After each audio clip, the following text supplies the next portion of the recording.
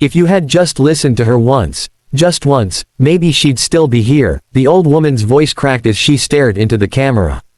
The screen blurred for a moment, not because of poor quality, but because the cameraman's hands were trembling. Somewhere behind him, the billionaire stood frozen, his face pale, his eyes wet but empty, the way a man looks when he's staring at a past he can never undo. This was not the man people knew from the news, the smiling business tycoon who bought companies like candy, who traveled in jets and lived in palaces of glass. This was a father, broken. The story you're about to hear isn't about money. It's about the one thing money can't buy back, time. And when you reach the end, you'll understand why his daughter's only wish went unanswered, until it was far, far too late.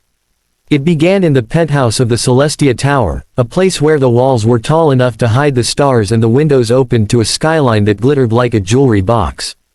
Jonathan Steele sat at the head of a long mahogany dining table, his phone pressed between his ear and shoulder as he scrolled through numbers on his tablet. He didn't notice the untouched plate of breakfast in front of him, or the little girl in the pink pajamas swinging her legs on the far end of the table. "Dad," she said softly, her voice a hopeful whisper. He raised a finger, his universal sign for 1 minute. She waited. She always waited. Her name was Lila, 8 years old, with hair like spun gold and eyes that could make even the most jaded man believe in innocence again. But Jonathan had trained himself to see deals, not details. He was closing on a merger worth billions, and in his world, billions came first. That morning, Lila had worked up the courage to ask something she'd been dreaming about for weeks. "Daddy, can we go to the beach this Sunday?" Her words were careful, rehearsed, as if she was presenting a proposal in one of his boardrooms. Jonathan glanced up just long enough to offer a distracted smile. "We'll see, pumpkin. Daddy's got a busy week." She nodded, masking the disappointment, and poked at her cereal. He didn't notice the way her shoulders slumped. He didn't notice the way she whispered okay to herself. In Jonathan's mind, there would always be another Sunday. Another chance. What he didn't know was that Lila's life had already begun counting down in ways no one could see. The signs were subtle at first, too subtle for a man buried in meetings, flights, and calls. A little fatigue here, a complaint about headaches there. The family doctor mentioned it might be stress or maybe anemia. Kids grow fast, sometimes they just need rest, Jonathan was told. He took that as a green light to keep running at his usual speed, thinking everything could wait until, after the deal closes. But children don't wait. Time doesn't wait. One Thursday evening, while Jonathan was in Singapore negotiating with investors, Lila called him on video. She was wearing a paper crown she'd made at school. "Daddy, guess what? We're doing a father-daughter dance next month. Can you come?" Her face glowed on the tiny screen. Jonathan, standing in a hotel lobby with his briefcase, checked his schedule on his phone. "That's the same week I'm in Dubai, sweetheart. But maybe mommy can record it for me." He said it lightly, as if he hadn't just stepped on something fragile.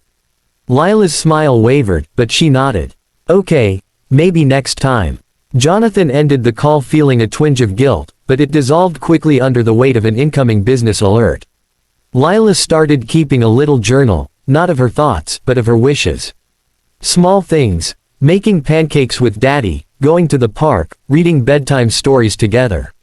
And at the very bottom of the list, written in wobbly handwriting, was the biggest one: go to the beach with Daddy. She didn't tell anyone about the list, not even her mother. It was her secret hope, her quiet mission. As weeks passed, Lila's health declined faster. She began missing school, and her once bright energy dimmed. Her mother, Emily, grew more concerned and pressed Jonathan to come home more often. "It's probably nothing serious, but she needs you. She asks for you every night."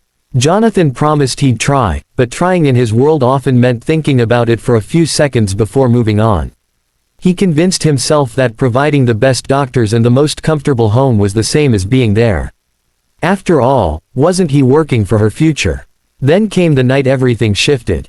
It was raining hard, and the city lights blurred against the penthouse windows.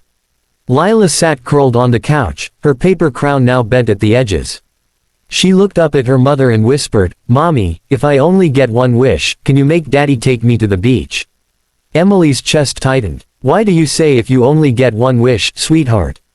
Lila shrugged. "Because, sometimes I feel like I won't have many." Emily's eyes stung. She tried to laugh it off, to promise her that there'd be plenty of wishes, plenty of Sundays. But deep down, fear began to bloom. She called Jonathan that night, her voice sharper than usual. "John, this isn't just about work anymore. Something's wrong with Lila, and she needs you here." Jonathan, sitting in a boardroom in Tokyo, rubbed his temple.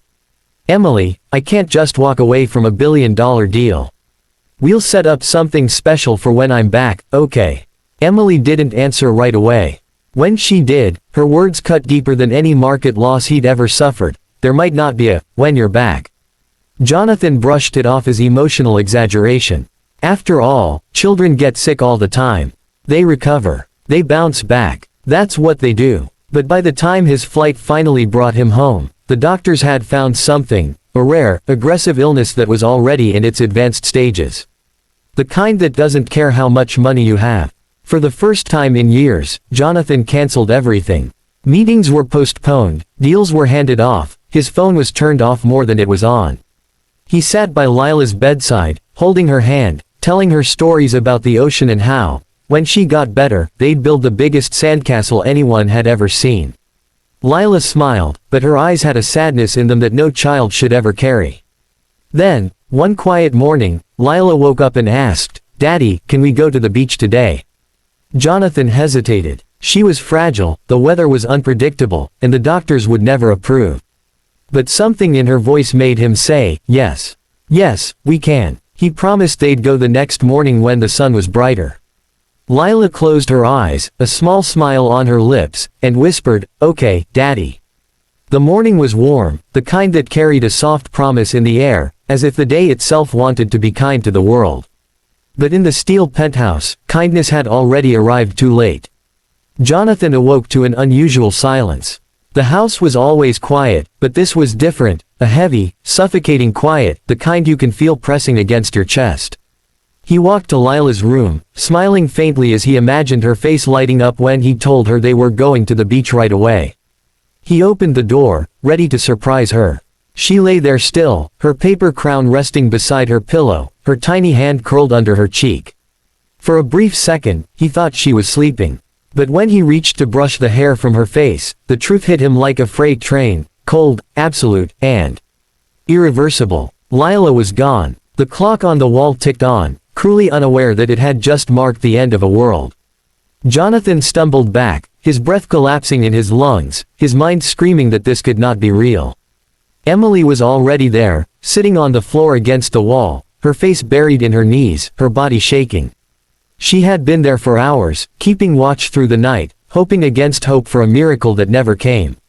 Jonathan fell to his knees beside the bed, clutching his daughter's tiny hand, whispering, I'm here now, as if somehow his presence could rewind the hours. But the truth was brutal, he was there now, but not when it mattered. He had missed the only wish she ever truly asked of him.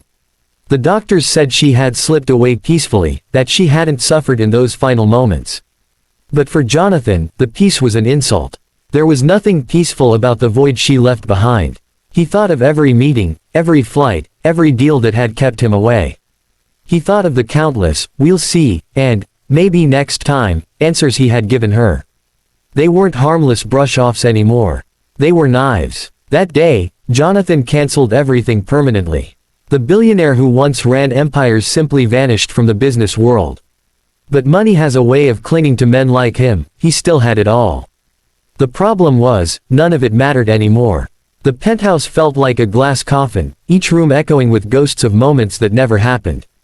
In the weeks after her funeral, Jonathan became obsessed with the journal Emily found in Lila's desk drawer, the one filled with her wishes.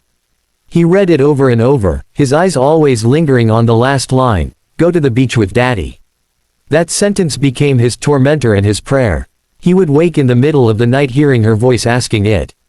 He began visiting the beach alone, sometimes at dawn, sometimes in the middle of the night. He'd stand there for hours, staring at the waves, imagining her running on the sand, squealing when the water touched her feet. Sometimes he'd speak to her as if she was standing